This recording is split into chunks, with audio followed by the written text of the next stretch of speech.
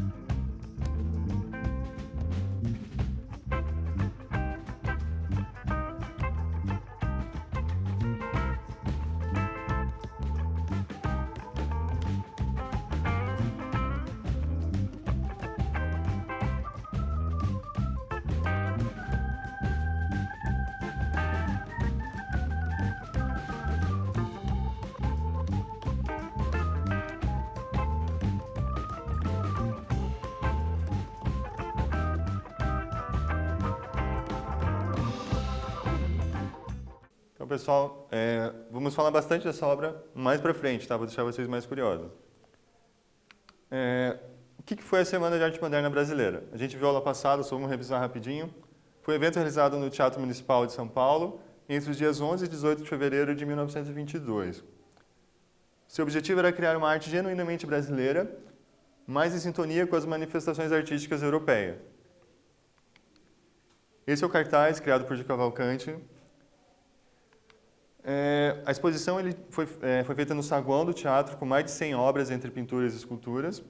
E no auditório foram feitas palestras, sessões literárias, apresentações musicais, tudo muito polêmico, com vários problemas. E um dos grandes objetivos do grupo era acabar com a arte acadêmica e produzir uma arte genuinamente brasileira, com temas que retratassem a realidade e a diversidade do povo brasileiro. Então eles queriam trazer uma arte, pela primeira vez, uma arte bem brasileira aqui pra gente. Na literatura ele também foi bem importante, com obras totalmente inovadoras e diferentes de tudo que havia antes. Entre os criadores desse grupo, tem 3 deles que ajudaram a formar a Semana de Arte Moderna, que é o Mário de Andrade, o Minotti Del Picchia e o Oswald de Andrade. Os 3 se reuniram várias vezes para conversar, para criar esse novo movimento, para criar a Semana de Arte 22. Então, eles foram o começo do movimento e na literatura marcou muito. A literatura modernista brasileira é bem diferente e nas artes visuais também. A gente vai trabalhar esses artistas hoje na aula, vou mostrar bastante imagem sobre eles, todos os artistas mais influentes do modernismo. Começando pela Anita Malfatti, a artista brasileira estudou na Europa, ele viu vários exemplos do que estava acontecendo na Europa, e ela voltou para o Brasil com uma arte, por mais que fosse figurativa, tinha muita influência do expressionismo, do cubismo. Mesmo essa obra que é bem figurativa, você vê esse fundo meio diluído, características do expressionismo. Aqui também vai ter influência desse movimento, chama Estudante Russa, uma obra bem conhecida dela. Perceba que os fundos, ela faz um fundo meio diluído, meio fundindo com a imagem. Aqui também vai ter influência do expressionismo, o Farol. E essa é uma das obras que participou da exposição de 1917, que foi muito criticada por Monteiro Lobato, que ele teceu muitas críticas em cima do trabalho dela. Essa é uma das obras. Podem ver que a forma está bem solta, ele não tem essa preocupação com a forma perfeita, as cores estão fora da realidade, que é a influência dos movimentos artísticos da época que estava acontecendo na Europa, que demorou para o Brasil aceitar aqui esse movimento, foi muito criticado. Essa é uma das obras que o Monteiro Lobato enfatizou que não gostou dessa obra. E a gente olha, a forma não está tão deformada, só o rosto que ficou amarelo. E já foi motivo para uma crítica tão dura assim que ele fez nos artigos de jornais. Essas críticas foi um estopim que eles pegaram para criar esse movimento da Semana de Arte Moderna. Uma estudante, em 1916. A Boba, a gente falou um pouquinho sobre essa obra na aula passada. E um quiz agora. A Anita Malfatti recebeu duras críticas em um artigo por uma exposição realizada em 1917. Quem foi o autor desse título, desse artigo? Alternativa A, Mário de Andrade. Alternativa B, Minotti Del Picchia. Alternativa C, Oswald de Andrade. Ou D, Monteiro Lobato. Vamos lá?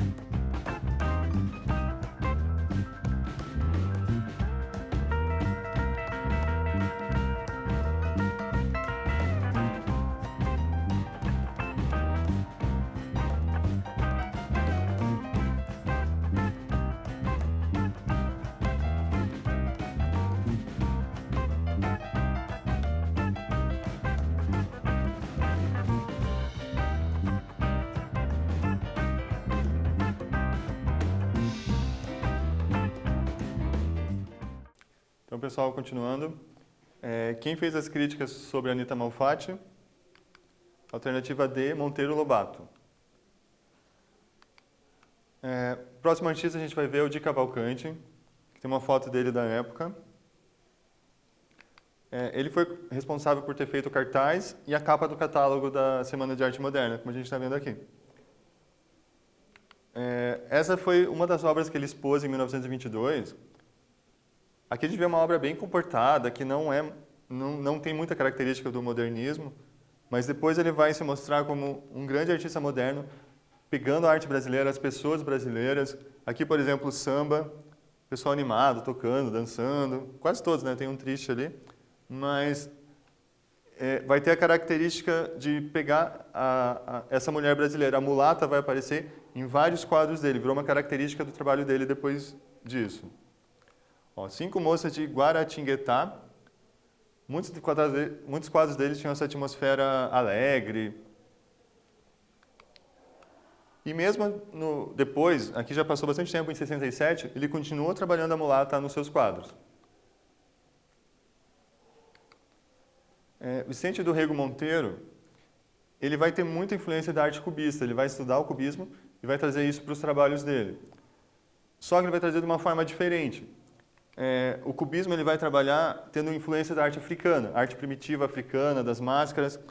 Ele já vai estudar os indígenas brasileiros, principalmente os indígenas marahuaras, que são os índios que têm uns trabalhos bem diferentes, bem zoomórficos, os trabalhos bem bacanas.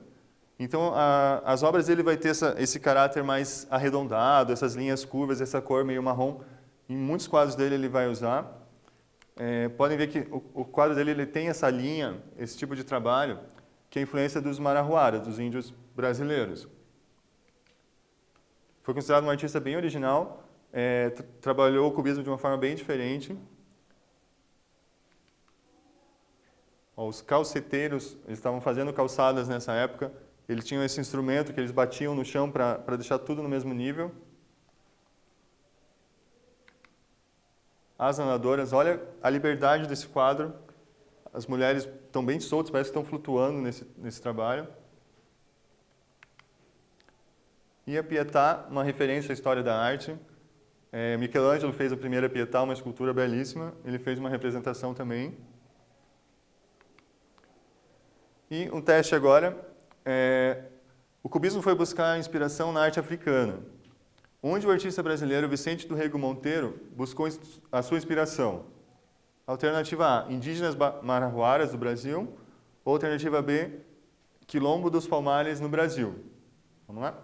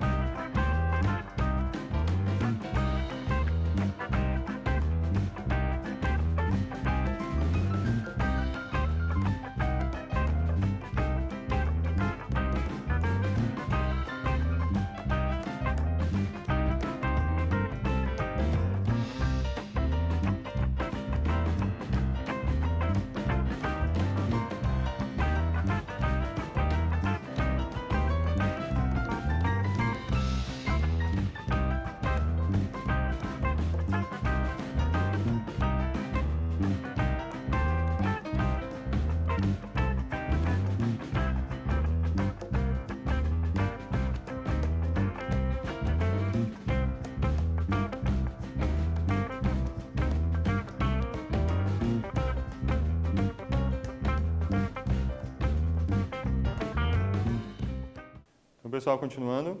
Com a inspiração do Vicente do Rego Monteiro, alternativa A, indígenas marahuaras do Brasil. A gente vai ver o Victor Brecheret, o escultor mais importante do modernismo. Ele também conheceu a arte marahuara e vai usar a influência no seu trabalho também, assim como o anterior. Nas esculturas ele vai ter linhas mais arredondadas, linhas mais soltas, bem diferente do que estava acontecendo nessa época. Tem uma liberdade maior de fazer as imagens. Essa foi uma das obras mais polêmicas que ele fez. Cabeça de Cristo, também é conhecido como Cristo de trancinha. Essa obra foi muito criticada, porque ele fez uma representação de Cristo, só que com trancinhas no cabelo. Mas é uma obra muito respeitosa, ele está com essa cara de dor, de sofrimento, mas eu não vejo como uma falta de respeito. Mas na sociedade da época foi duramente criticada, foi até considerada uma blasfêmia essa obra, foi considerada uma falta de respeito muito grande. Mas o artista ele não tinha essa intenção de fazer esse tipo de crítica, mas acabou causando todos esses problemas. Como eu falei, uma característica bem forte no seu trabalho são essas linhas curvas. Todas as figuras vão ter essa leveza, essa sensualidade das linhas curvas. E uma das obras mais importantes, mais famosas que ele fez é o Monumento das Bandeiras de 1954. Ela é uma obra pública em São Paulo que é muito bonita, muito grande. Vai mostrar os cavalos, as pessoas trabalhando e um barco sendo puxado também. Quem for em São Paulo, procure ver que é muito bonita, vale a pena a gente ver. Vamos ver agora outro pintor, Lazar Segal. Ele foi o artista que passou aqui no Brasil em 1913, ele fez uma exposição com obras de influência cubista e expressionista, e foi uma das inspirações para o modernismo. Ele voltou mais uma vez, alguns anos depois, e decidiu morar aqui no Brasil. Ele gostou muito do Brasil e decidiu morar aqui. Então, ele vai se envolver com os modernistas. Ele não participou da Semana de Arte Moderna, mas ele foi uma inspiração para essa semana, e ele acabou virando um modernista depois. A temática brasileira vai aparecer bastante no trabalho dele, como a gente pode ver aqui. E ele fez retrato aqui é um retrato do Mário de Andrade, do crítico de arte, do teórico da época.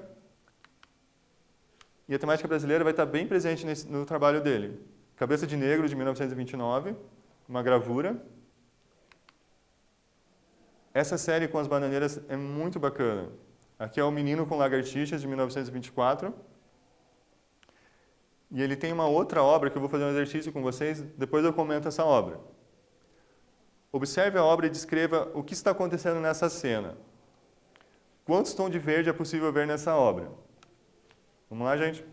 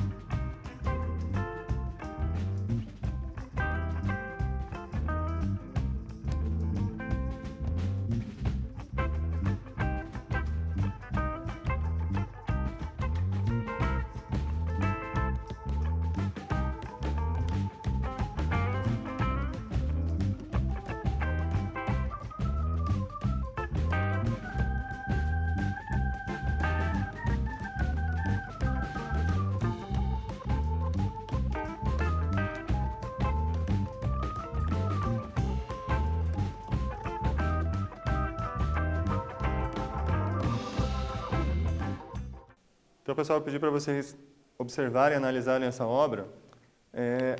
Essa é uma obra do Lazar Segal, se chama Bananal, de 1927. Como eu falei, ele ficou totalmente envolvido com a temática brasileira. Aqui ele está mostrando um trabalhador que está trabalhando nas bananeiras. E eu vendo a expressão dele, eu imagino uma pessoa muito cansada, que trabalhou muito, que está no sol, no calor, trabalhando, mas está lá. Ao mesmo tempo que está cansado, ele tem uma dignidade no rosto também. Não sei se vocês têm a mesma impressão que eu. Então, uma pessoa que está lá, ele está sofrendo, mas ele está garantindo seu dinheiro honesto, seu trabalho.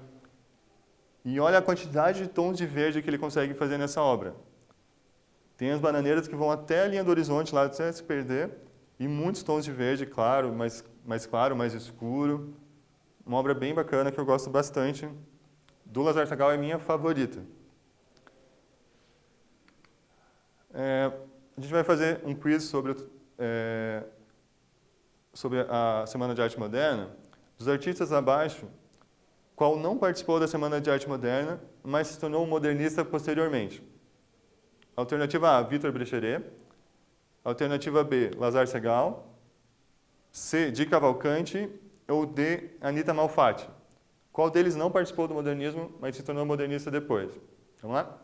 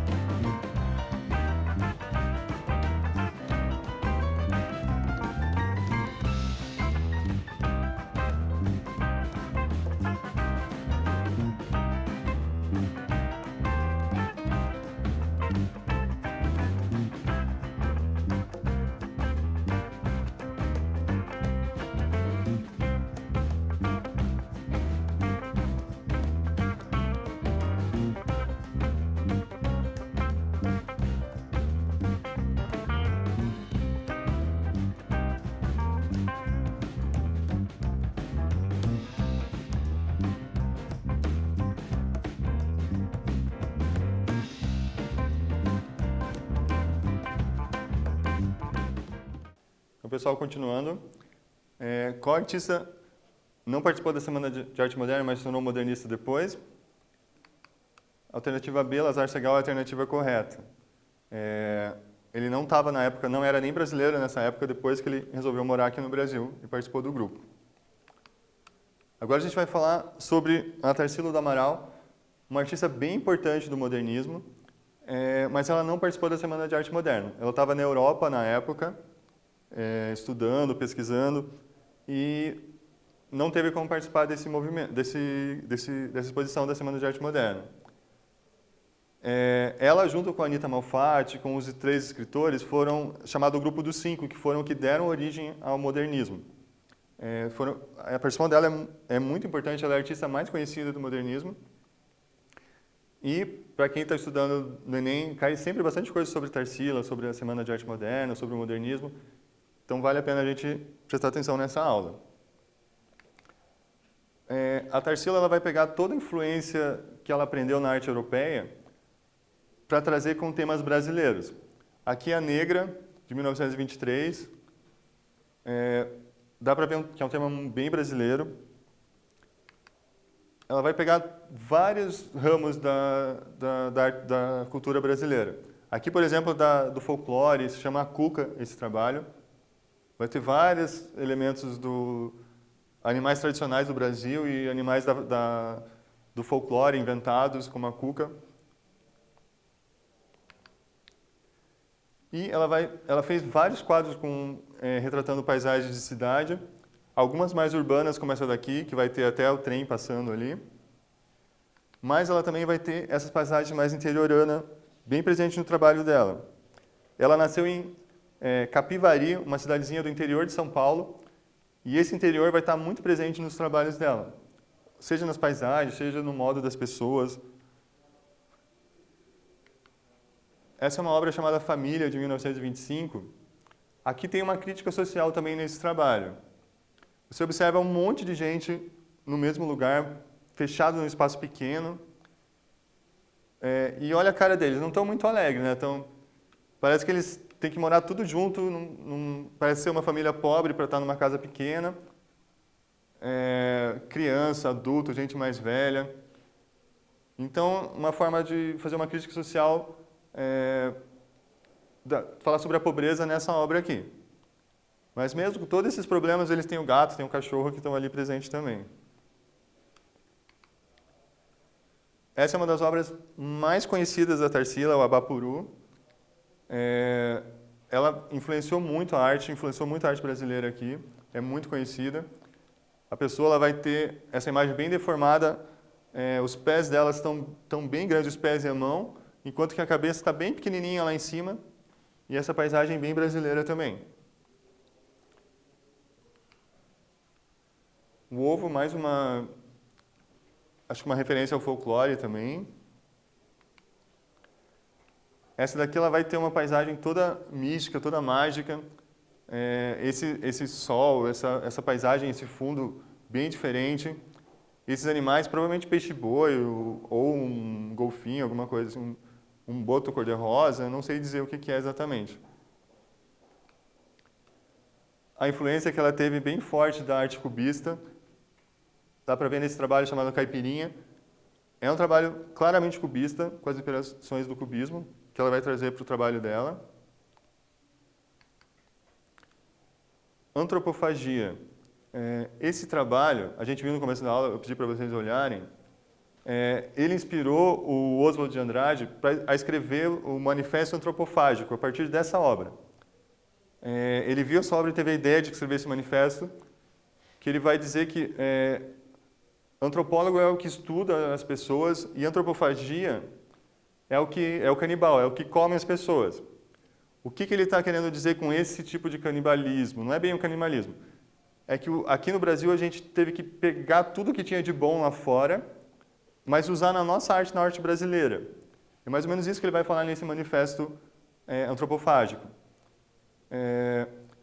Um detalhe bem curioso, a Tarsila do Amaral estava tão presente no grupo no começo que ela se casou com Oswald de Andrade, o crítico que escreveu esse manifesto antropofágico que eu falei. Então, eles vão usar essa característica nos trabalhos dele para explicar os trabalhos deles também. Eles estão fazendo uma arte brasileira com temas brasileiros, mas tem influência europeia, influência das vanguardas artísticas. Essa outra obra bem conhecida, Os Operários. Várias pessoas, ali a fábrica lá atrás, a gente vê as chaminés, também uma cara de tristeza da maioria deles.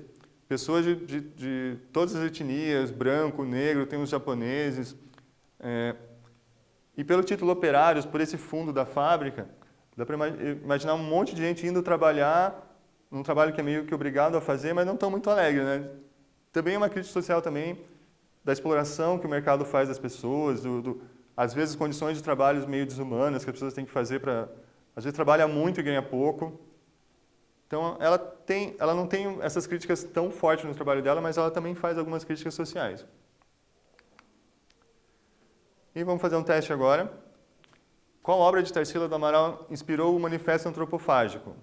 Obra A ou obra B? Não vou pôr o título, senão vai atrapalhar vocês. Vamos lá?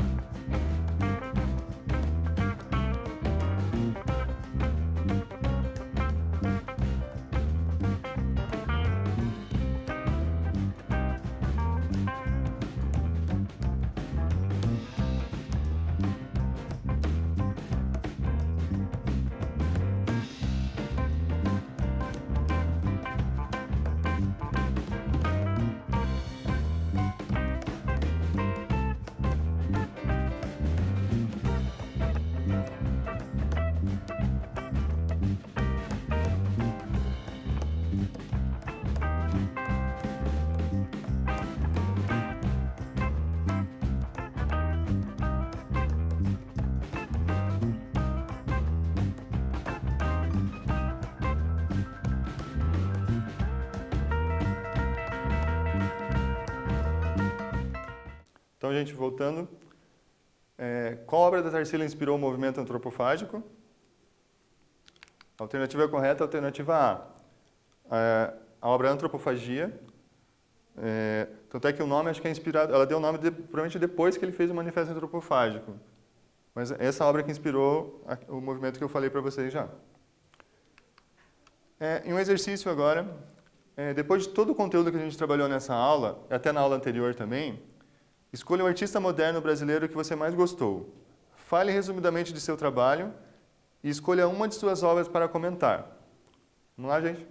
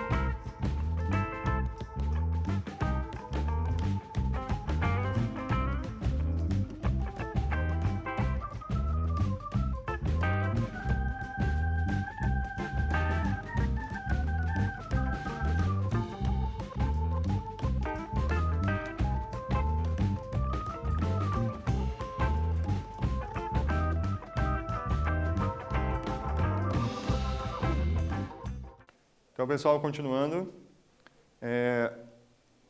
A gente viu muitos artistas, deve ter um que foi o seu preferido, que você escolheu falar sobre ele. E o que a gente aprendeu hoje? Uma breve revisão da Semana de Arte Moderna, os principais artistas e as fases da arte moderna brasileira. Espero que vocês tenham gostado da aula, eu achei bem bacana também. Não esqueçam que vocês têm que sempre fazer atividade obrigatória, que vai contar como presença para vocês. Assistam as aulas, deixem tudo em dia. Até a próxima!